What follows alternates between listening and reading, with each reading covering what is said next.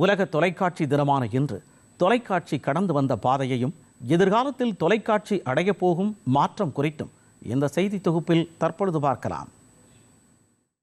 நம்மளோட ஒட்டுமொத்த வாழ்க்கையோட கலந்தது தொலைக்காட்சின்னா அது மிகையாகாது. செய்திகள், பொழுதுபோக்கு, திரைப்படங்கள், கல்வி, இசை, விளையாட்டுன்னு எல்லாமே தொலைக்காட்சிகளின் வழியே தான் நம்மை அடைந்தன.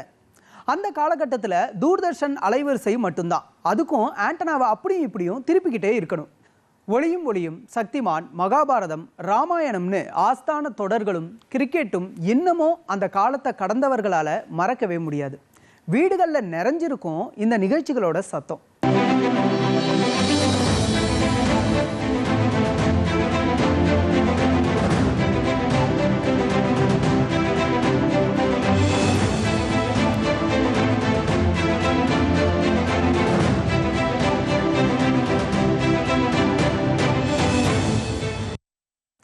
உலக தொலைக்காட்சி தினமான இன்று தொலைக்காட்சி கடந்து வந்த பாதையையும் எதிர்காலத்தில் அடைய போகும் மாற்றம் குறித்தும் பார்க்கலாம். முதல்ல பரிசோதனை நிலைகள். 1927ஆம் ஆண்டு ஃபிலோ டெய்லர் ஃபார்ன்ஸ்வொர்த் என்பவர் முதல் மின்சார தொலைக்காட்சியினை உருவாக்கினார்.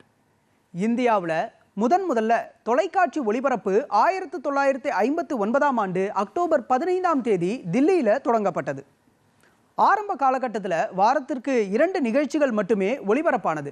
அது ஒவ்வொரு நாளும் 20 நிமிட ஒளிபரப்பாக வளர்ச்சி கண்டது. அதுவும் 40 கிலோமீட்டர் சுற்றளவில் மட்டுமே. வழக்கமான தினசரி ஒளிபரப்பு தொடக்கம் எப்போது? 1965ஆம் ஆண்டு வழக்கமான தினசரி ஒளிபரப்பு தொடங்கியது.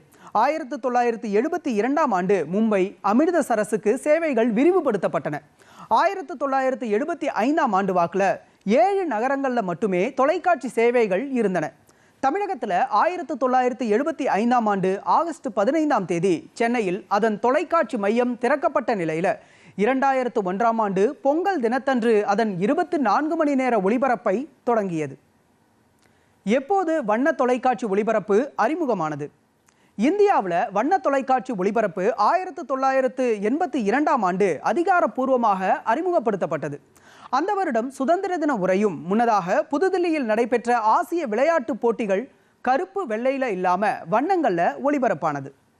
அத்தியாவசிய வீட்டு பொருட்களில் ஒன்றாக மாறியது தொலைக்காட்சி பெட்டி. 90களில் இறுதியில்தான் தமிழகத்தின் கிராமங்களை கூட தொலைக்காட்சிகள் ஆக்கிரமித்தன. தனியார் மற்றும் வெளிநாட்டு சேட்டலைட் சேனல்கள் அறிமுகம், பல்வேறு பிராந்திய மொழிகளுக்கான சேனல்களின் வருகை, இதெல்லாம் தொலைக்காட்சிகள் வச்சிருக்கக்கூடிய குடும்பங்களின் எண்ணிக்கையை அதிகரித்தது. புதிய தலைமுறையினரும் தொலைக்காட்சியும் என்னதான் கருப்பு வெள்ளை காலகட்டத்தில் இருந்து கடந்து வந்து திரையரங்குகளை தோற்கடிக்கும் வகையில் தொலைக்காட்சிகள் நம் வீட்டையே அலங்கரித்தாலும் தொழில்நுட்ப வளர்ச்சி அதையும் தவிடுபொடியாக்கிடுச்சு. முன்பு இருந்த தொலைக்காட்சி மீதான ஆர்வம் இப்போ இருக்கான்னு கேட்டால் அது பெரிய கேள்விக்குறிதான். இப்போ இருக்கிற புதிய தலைமுறையினரும் உள்ளங்கை அளவு கொண்ட ஸ்மார்ட் போன்கள் மூலமாக உலக செய்திகளை கூட தெரிஞ்சுக்கிறாங்க. முழுக்க முழுக்க டிஜிட்டல் முறையில் கட்டமைக்கப்பட்ட தொழில்நுட்பத்தை நாம் பயன்படுத்திக்கிட்டு இருக்கோம்.